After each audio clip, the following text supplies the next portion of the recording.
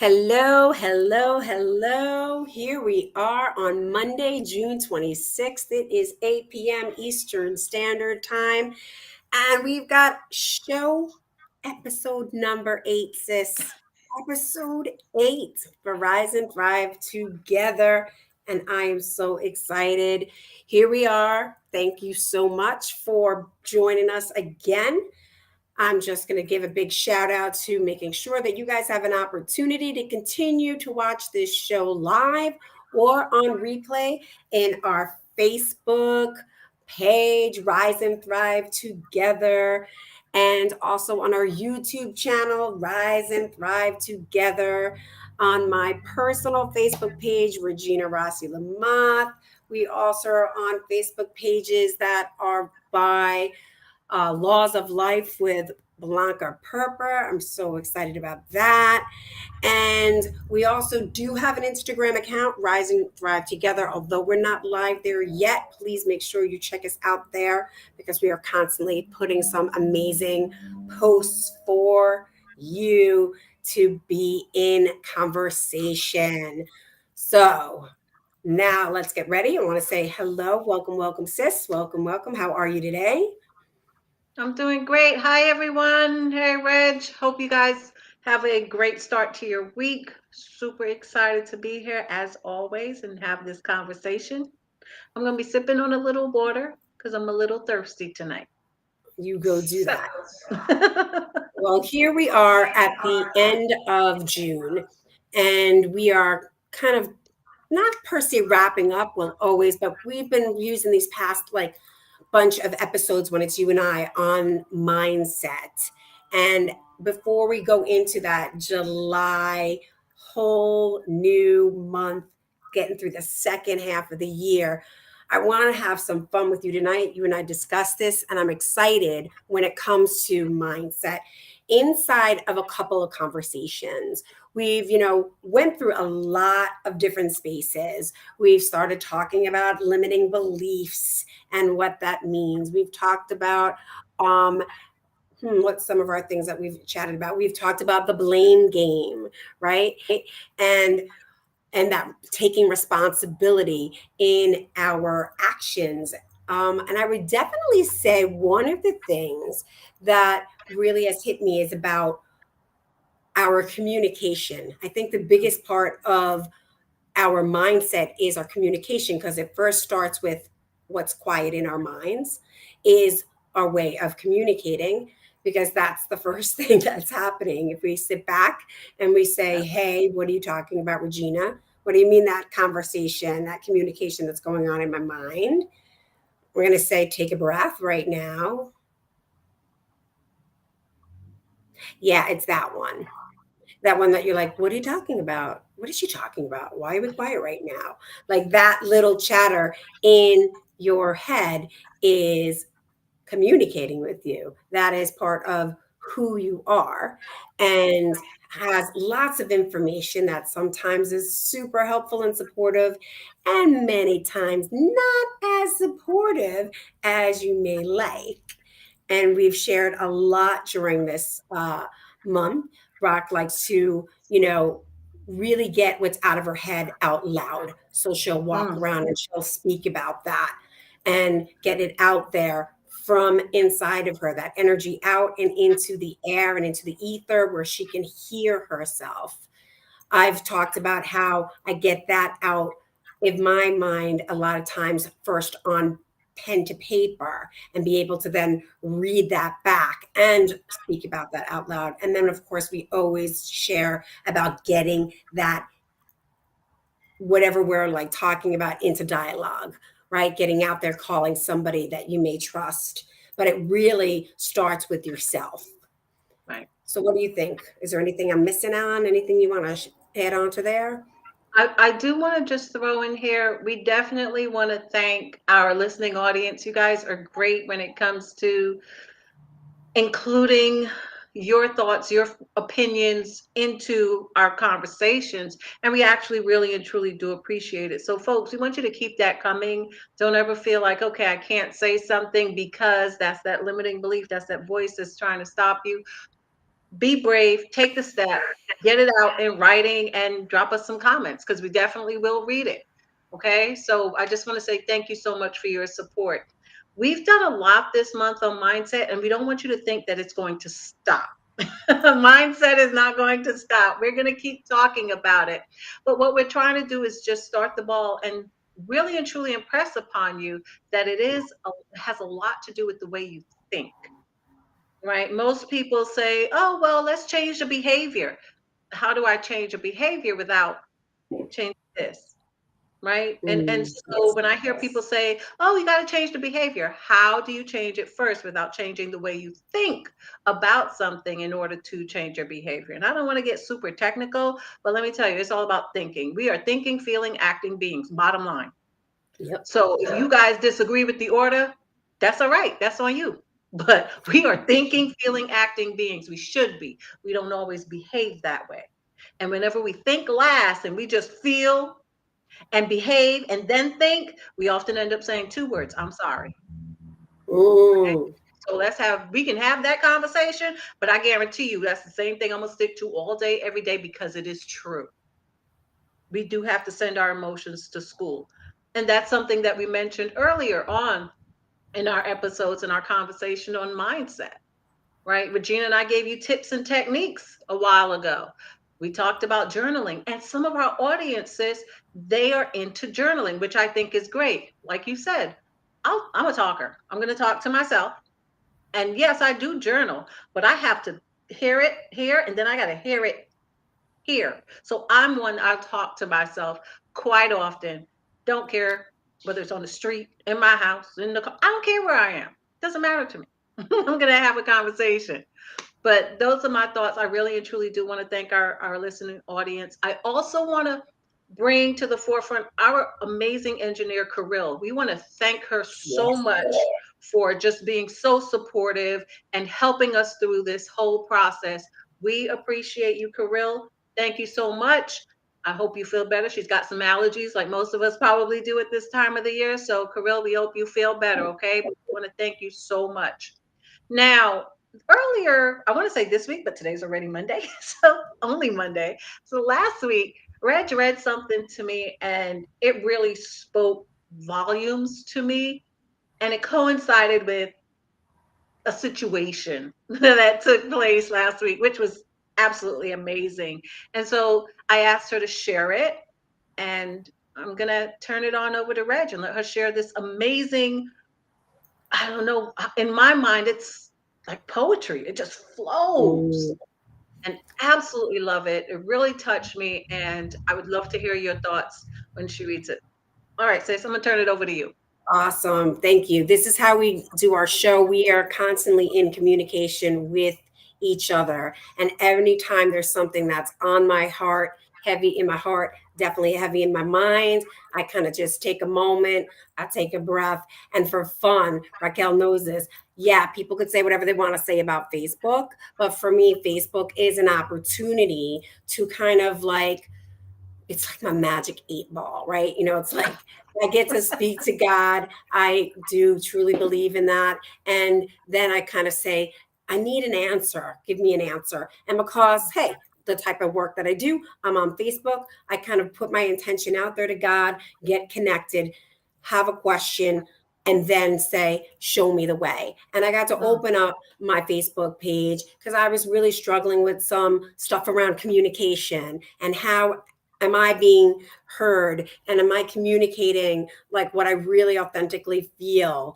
And I had a beautiful friend of mine who made this public post, so I want to read it to you. And I had to call Raquel right away, and we got into an incredible conversation. So when it comes to communicating, and here's what this was stated on the Facebook page of my friend. I've been having a lot of difficult conversations lately, the kind that involve sharing and witnessing raw truths, bare vulnerabilities, and sometimes addressing things that carry high emotional charge. mm, I've been reminded time and time again of just how powerful not only our words are, but even more the energies behind them. that a hard truth spoken with love and care can land softly and often be more easily heard and received. That even the most trivial expressions can cut or cause harm when communicated with untamed anger or irritation fueling them. I truly believe that our communication with one another is the ultimate key to and the foundation of healthy relationships and is a craft worth mastering. Hmm. I've also come to realize that, as is always the case, how we communicate and relate with others is a direct expression of the inner conversations we have with ourselves. And so, with that, it is a reminder. It is a reminder that it carries an invitation to be mindful of what we speak to one another, that where we speak from, and even, sorry, I just lost that, and even what thoughts we invest our energy into. Let me say that again. It carries an invitation to be mindful of what we speak to one another Hmm. and where we speak from, and even what thoughts we invest our energy into. It is also a reminder to forgive generously and to give ourselves and each other grace in those moments where we will inevitably falter and cause hurt to one another as we learn and grow in this practice. If the pen is mightier than the sword, then I would dare to say that the tongue is mightier than the torch. May we use these powerful instruments to do good and spread love to the best of our ability. Much Wow. love. And that is from my Wow. dear friend, Chris Assad. And I got chills, right? Do you feel that? I got chills when I read that because I was really struggling myself with not feeling heard and really judgmental and was in a really not what I want to call fixed mindset. I was not empowered. And so, Hmm. what I usually do is get that on paper, but somebody wrote it for me. And I got to go Raquel right away. And when I read that to her, this is where we're going to take off from this moment on. So I read it to her, and she was like, oh my God, I've got to tell you an experience that happened to me. So you heard that newly before we get into the story. What are some of the, I feel like that was like such a wrap up of just the surface of what we've gone through these past episodes. I mean, those are deep words where that's the work we do deeper when if you choose to work with us, right? Like that's a whole other thing. But we have touched base on many of the things that Chris wrote in that his beautiful, elegant way of saying, so tell me something that you heard before you get into that. So I absolutely love that the tongue is mightier than the torch. And it's so true because we can speak life into something or someone, we can speak death into it. The power of life and death are in the tongue. You can build someone up when you speak, or you can tear them down. And the choice is up to us. So let me know when you want me to tell them the story, sis. But I love that last part. I That, love it too. yeah, it's so powerful because it's all about speaking. And what you're thinking, that's going to come out. Sometimes, though, let me tell you guys, some of the thoughts that we have, we need to terminate them before they become words that we speak either into someone's life or into our own life. Because sometimes not only can we tear other people down with our tongue and the words that we speak, we can tear ourselves down. And too many of us, and I mean too many of us, do that. And we think nothing of it, right? We'll say, oh my gosh, I'm so stupid. And we think, okay, that's a normal thing. I'm stupid because I made a mistake. That's not it. You're not stupid at all. You did was make a mistake.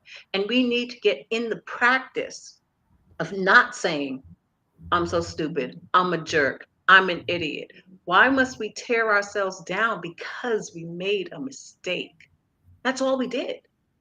Doesn't make us stupid or jerks or anything else that we talk about that degrade us.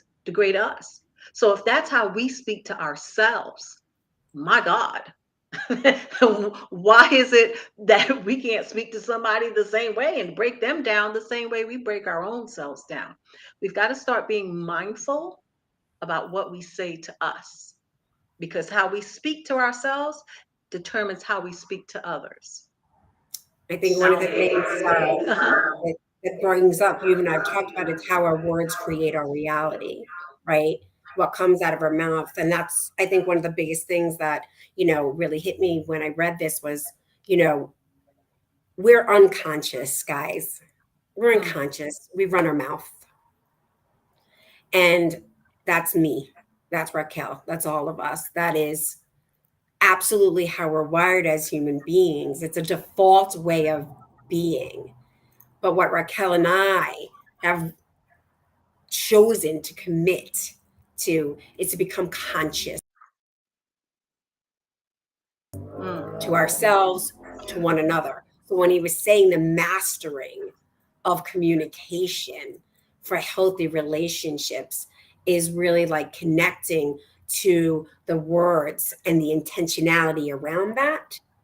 And the way we speak, we can say some raw, vulnerable, raw truths that can still come with love, mm-hmm, or we can come from that other space of when it's charged and it's fueled. And, you know, right away it comes from some unknown limiting belief that we're not even aware of, because she just said, well, that was stupid, Regina. They're just words that came out of her mouth.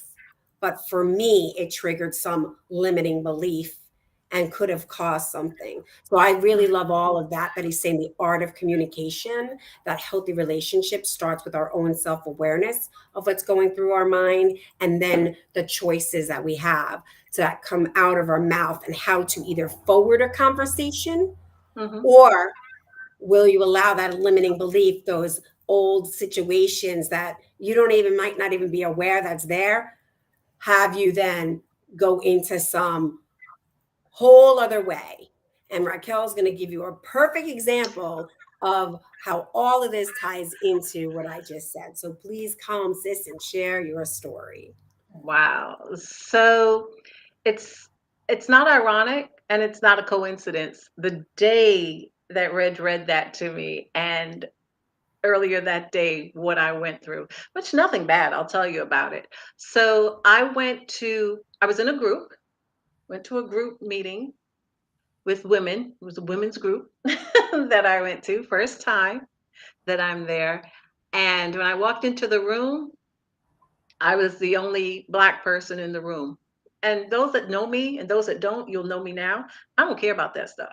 I absolutely don't care who I'm in a room with, doesn't matter. The only colors that scare me when people are those colors are blue, gray, and purple, because you're either choking or you are dead. And I just don't do that. I did not get that training. I am not a nurse. However, could care less any other color that's in the room. So the conversation and the topic of conversation was boundaries and setting boundaries. I'm all for that. Thought it was great. Conversation goes on, and it kind of takes a slight shift, and I'm okay with it. One participant was very interested and always wanted to have black female friend, a black female friend. Now, in my mind, I'm not thinking, oh my gosh, how could she say that? That's only comedians make fun of that, where, people just want one friend of a certain color. None of that. What I found was, here's a teachable moment, and not about black and white, but just about being authentic and genuine in how we perceive others. So when she said that, I found it very interesting. And then I said to her, well, let's have this conversation. How about, instead of always having a black female friend, Why not befriend someone authentically and genuinely because you're interested in getting to know them versus wanting them to be in your circle because of the color of their skin? Now, I love the fact that it was a free space to have that conversation. I said, think of it this way. You're in a room full of people, and they're white people, and you're pushing your way through because you see one black person on the other side of the room, and you're going to push your way through to get to that one person.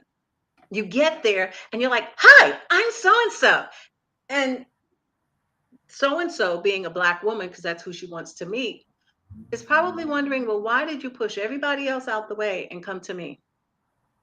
Now, she did meet a black woman and they exchanged numbers.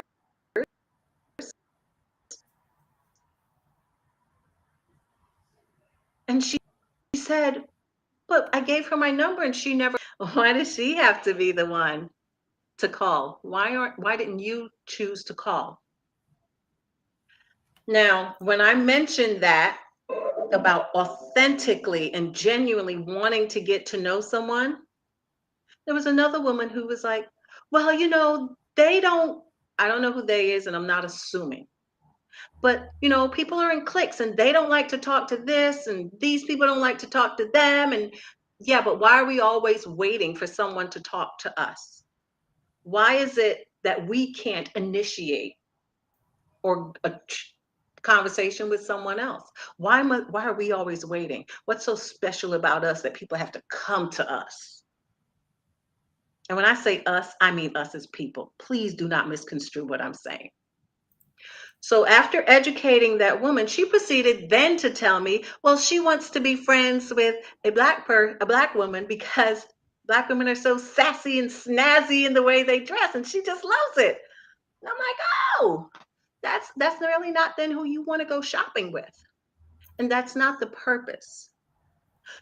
So I could have gone, when Regina read that poem by Chris, I was like, that's his name, right, Chris?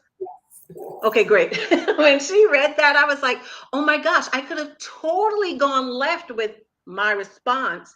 And instead of responding, I could have reacted to what she said. But there was no need. There was a need for a teachable moment so that she understands it's not about the color of someone's skin that you befriend them. It's actually genuinely on and authentically just wanting to know and meet and be around that person. Don't see skin color, see the person. Now, when she can get past the color, maybe she will then put out the energy of attracting someone that she wants to be friends with. But if she's solely sold on just the color of the skin, I can tell you right now, people can see through the BS. Some people. So after that conversation, it was really good. I didn't feel any stress or tension in the room because we were all adults and we could have that conversation, and it needed to be had. And it needed to be had in that first session for me. Now, that was not the first session of the group, it was just the first session that I was in. And I thought it went really well. I didn't tear her down, I didn't get angry.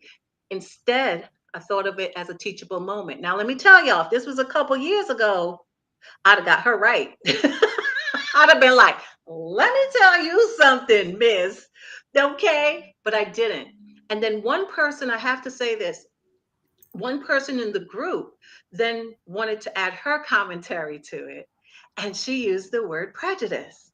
And I made sure to say, I didn't say anything about prejudice. She said, no, I know. I'm just saying it, but you didn't. Okay. I'm not saying it's a prejudice. That is, I never even thought that. Immediately, I just thought about let's educate. Let's make her stronger than she came in so that she's got some knowledge that it's not about this. It's about wanting to get to know someone, because if you're just with a person for what they have, who they are, they can tell. There's only but so much you can disguise and hide. Be genuinely interested in getting to know the person, not this. Okay, does that make sense? So when Regina read Chris's poetry to me, that's how I saw that. I was like, this is awesome, because it is about communication. It is about the way we're thinking. And as I said, that could have gone left years ago, but now I'm different. And it's not about going based on my emotions solely, but it's about hearing and let's just educate. I hear what she says, but is that what she really means? Or does she just want somebody that will tell her the truth? Because when she said, I want somebody who's going to go shopping and tell me if an outfit doesn't look good, that means you don't have that in your life right now. And that's a different conversation. Okay. But sis, thank you for letting Love me that. share that. But guess what? I'm going back to that group next month because I absolutely love it. Yeah, I think one of the things that really was that you didn't get to share with the audience was, just a lot of the feedback, right? Because when Oh, I was yes. listening to the story, when I was listening to the story, I can tell, I'm in the emotional part, getting triggered, out to defend. What does me making up in my own mindset, you know, like I didn't say the word prejudice, but I'm clear you and I spoke about it on the phone that I was like, that woman was being prejudiced, but that's me making up my own stuff what I'm getting triggered about, right? About something that I didn't know. And I had to just breathe and allow you to have the communication. The art of communication is also in the art of the listener. Raquel and I know each other really well. We have grown a lot, and, she loves to talk. I love to talk. One of the things most people do when you have two talkers is you could have a strong non listening. But what we have worked really hard at individually and why we chose to be partners together is that we have this way of listening. It's why we chose to do this show, why we say what we say, and we have mad love to know there's an interruption, not because there's anything wrong or anybody did anything wrong. It is to forward the conversation, to Mhm. keep what's going moving along. And so it was just such a beautiful way to have her be able to, get this incredible feedback. And I will again say, for me, the hard truth spoken with love and care she gave. And it landed softly and often was able to be heard and received. And so Mhm. many of those women heard and received it and spoke with Raquel afterward and asked her, "You're coming back, right?" And want her to come back and speak. And that woman got to, hear that as well, and that the communication came from a foundation of a healthy relationship she has with herself and Mhm. knowing who she is as a woman, as a speaker, as an educator, as a human being. She listens and feels the room and is out. Why we created this show, we're out to educate, equip, and empower you to have the best life that you can with yourself, and of course the best with any and every person, no matter where you are. If it's going out into the street and you're driving in your car, to walking into a room and it could have Mhm. been a whole conversation around color, Yeah. but it wasn't. So I know this is a lot, guys, that we're throwing at you. And we just want to thank you so much. Odelia, thank you for saying hi. We are excited to get your feedback. We are Hi, excited. Adelia. Hey, Sharon. Sharon Hi, loves it. Sharon. We will come back to this. We promise. We promise. We promise. But it was just, it's so incredible. And when you are making a choice to think differently, feel differently, and behave differently, everyone sees it. But I do want to say this really quickly. I want to include, not an excuse, this is just an aside.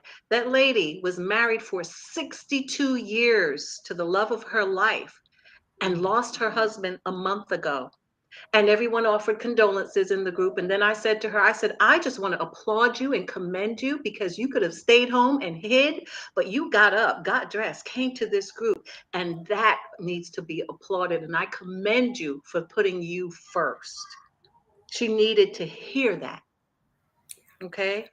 So Ladies and gentlemen, we always love being here with you. Please remember to tell a friend, follow us. And if you are interested in sponsoring our show, Rise and Thrive Together, please hit us up at our email, info@riseandthrivetogether. And I want you always to remember, together we can rise and thrive. Till next time.